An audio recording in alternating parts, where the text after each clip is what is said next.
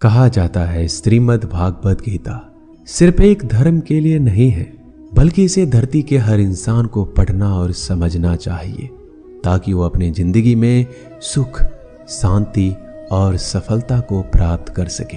भागवत गीता में कुल 18 अध्याय और इन 18 अध्याय में कुल 700 श्लोक हैं, जो सभी के लिए पढ़ पाना थोड़ा मुश्किल है। इसलिए आज के इस बेहद खास वीडियो में हम भगवत गीता के 111 विचारों के बारे में बात करने वाले हैं, जिन्हें जानकर आप भागवत गीता का सही मतलब समझ पाएंगे। इसलिए इन विचारों को आप हर सुबह सुने। दोस्तों, अगर आप इस वीडियो का अधिक से अधिक लाभ पाना चाहते हैं तो कृपया करके हेडफोन लगाकर शांति से सुने। तो चलिए जानते हैं श्रीमद् भागवत गीता के 111 पावरफुल विचारों को।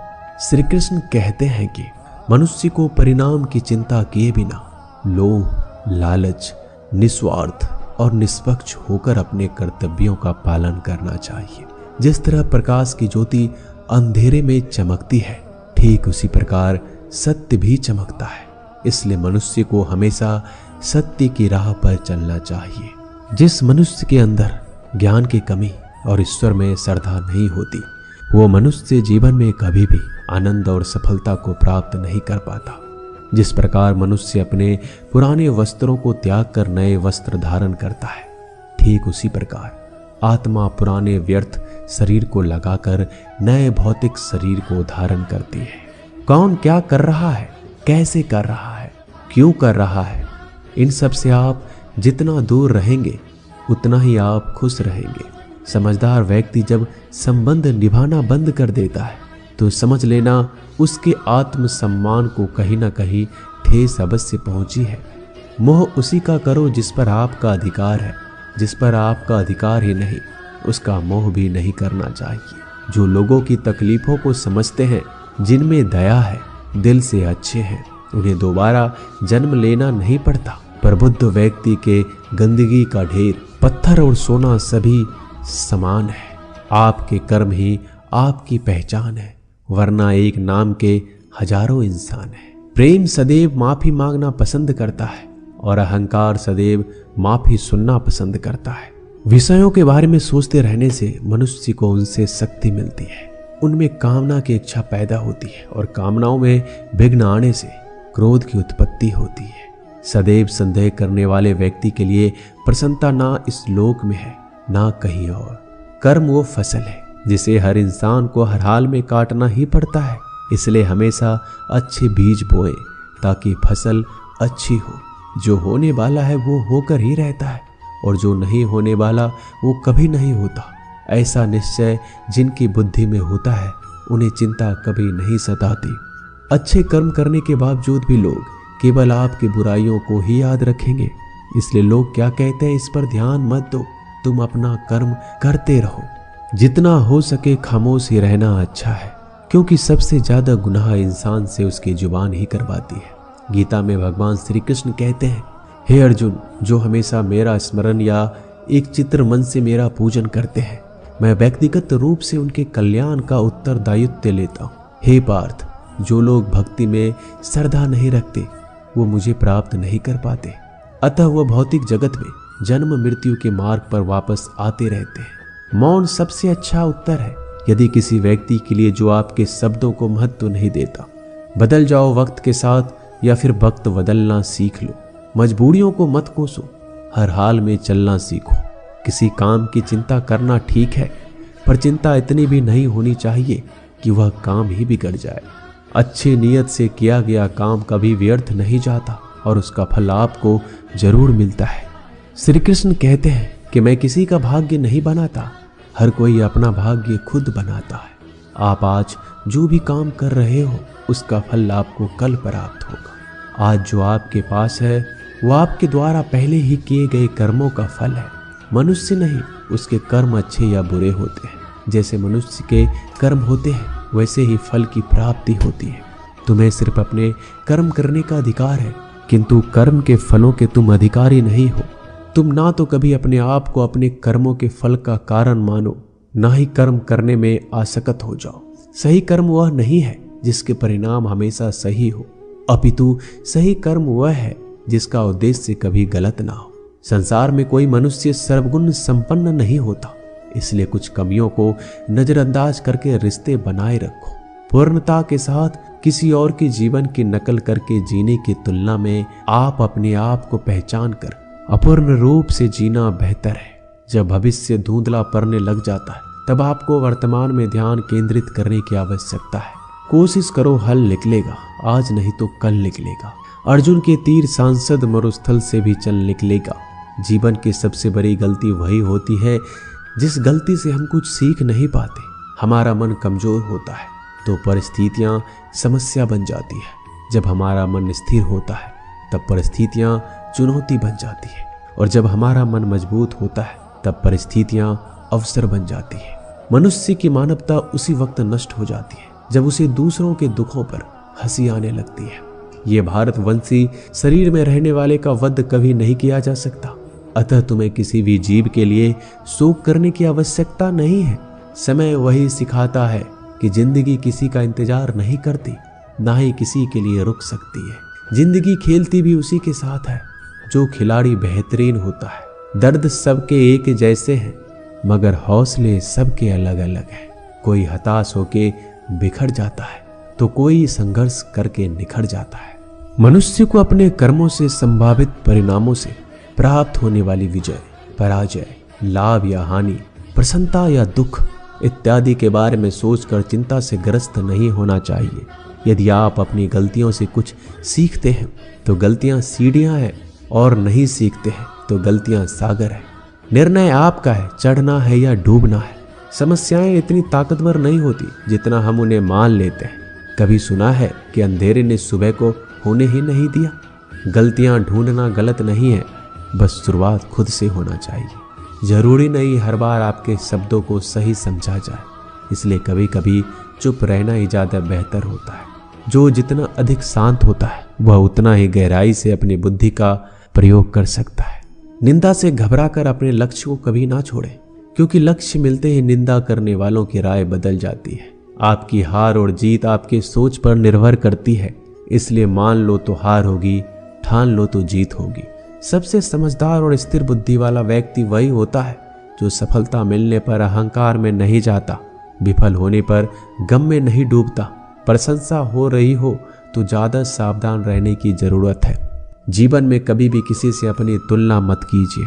आप जैसे हैं सर्वश्रेष्ठ हैं। मनुष्य अपने विश्वासों से निर्मित होता है, जैसा वह विश्वास करता है वैसा ही बन जाता है। जिसने मन को जीत लिया उसके लिए मन सर्वश्रेष्ठ मित्र है, किंतु जो ऐसा नहीं कर पाया उसके लिए उसका मन सबसे बड़ा शत्रु बन जाता है। नकारात्मक विचारों का आना तय है, परंतु यह आप पर निर्भर करता है कि आप उन्हें कितना महत्व देते हैं।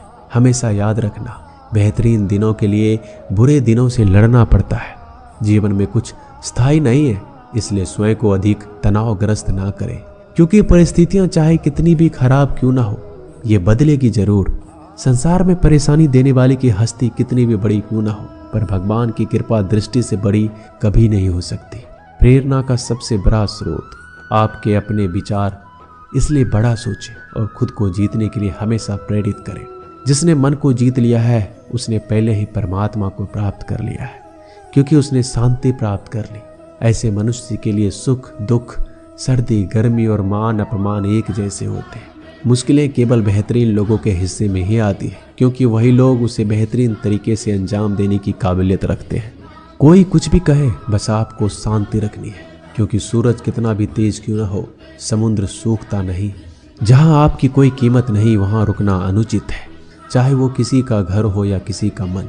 जब कोई हाथ और साथ दोनों छोड़ देता है तब कुदरत कोई ना कोई उंगली पकड़ने वाला भेज देता है।